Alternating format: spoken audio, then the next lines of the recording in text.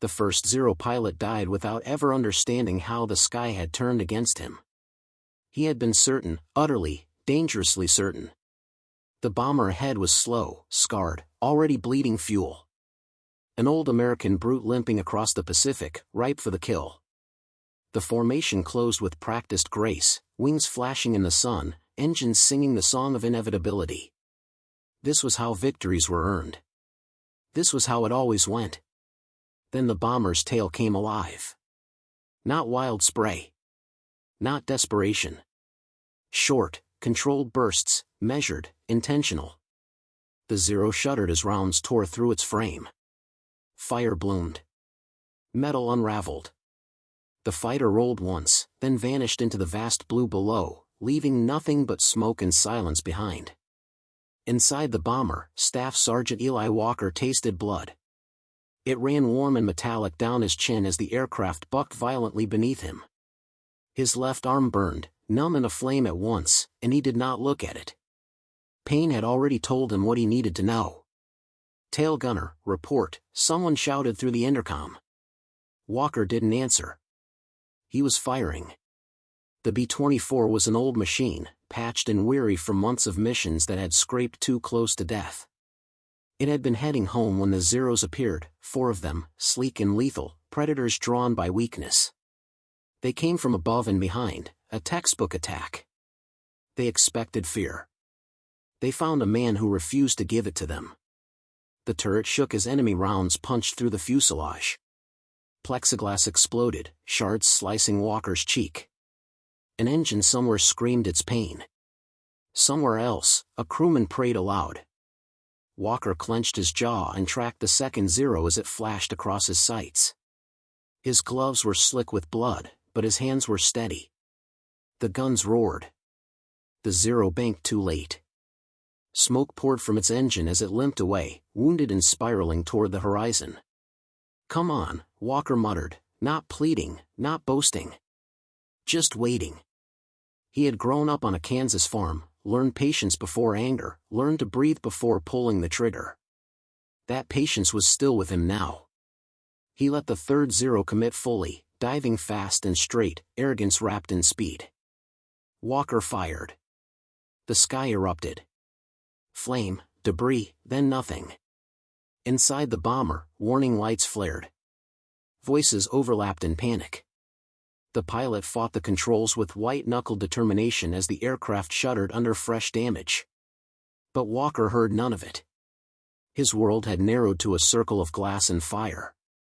He was bleeding badly now. He knew that too. The pain had deepened, grinding, threatening to pull him under. But the Zeros were still there. And he was not finished. Lieutenant Kenji Takahashi had never lost a wingman. Years of training had taught him precision, superiority, inevitability. American bombers were clumsy beasts, slow, predictable.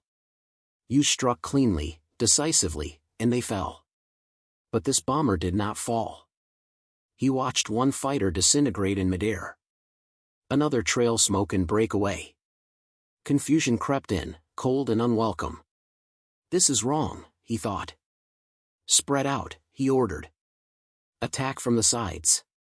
The Zeros obeyed, slicing across the sky with deadly grace. Inside the bomber, chaos ruled. The navigator was wounded. The engineer fought a stubborn engine fire. The aircraft shuddered, bleeding altitude. "Tail, you still with us?" the co-pilot asked, quieter now. Walker forced air into his lungs. Each breath hurt. "Still here," he said, surprised by the steadiness of his own voice. Another Zero crossed his sights. Walker fired in short bursts, conserving ammunition, conserving strength. A round slammed into the turret, punching through metal inches from his head. He flinched, then corrected. He thought of his mother. Of the porch back home. Of wheat fields bending under a summer wind. Then he fired again. Outside, Takahashi felt certainty slipping away. This bomber should have been dead. Instead, it fought like something cornered, every move desperate, every mistake punished. The tail gunner anticipated attacks. This was not chance. This was skill. They had underestimated the man inside the machine. Walker's vision blurred. Blood soaked his sleeve. He wiped his eyes with a trembling hand and laughed once, sharp, almost disbelieving. "So this is how it ends," he whispered. The fourth zero came in low, clever, trying to slip beneath his arc of fire. Walker leaned forward, ignoring the agony screaming through his body. He adjusted. He fired. The fighter dropped away, but its guns spat one final burst. A round tore into Walker's side, stealing his breath and flooding his nerves with fire. Darkness closed in. He slumped for a heartbeat. A heartbeat too long. With a growl of effort, he forced himself upright. His hands were numb. The guns felt impossibly heavy. Outside, Takahashi lined up his own attack, the last one left. If this fight would end, it would end with him. Walker saw him coming. Gun to cockpit. Man to man.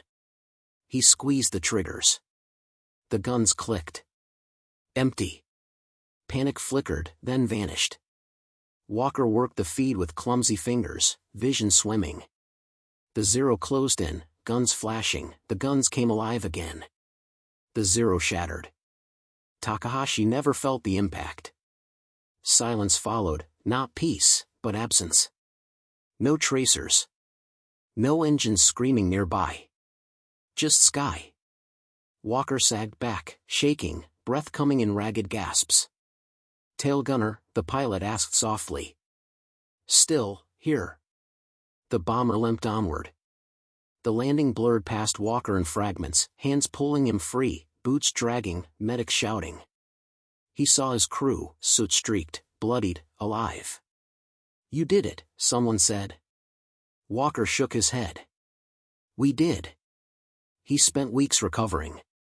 The wounds healed slowly. The nightmares didn't. Medals were offered. Words were spoken. His name never made the papers. The war did not pause for one gunner in the sky. But among pilots, American and Japanese alike, the story traveled quietly. Of a bomber that should have fallen. Of a tail gunner who refused to. Years later, Walker stood beneath an open sky, older now, scars hidden beneath ordinary clothes. Aircraft passed overhead, peaceful, distant. He felt the ghost of recoil in his hands. History forgot the details. It always did. But the sky remembered. And somewhere in that endless blue, certainty still fell burning, proof that even the most confident wings can break, and that courage sometimes waits in the place no one thinks to look.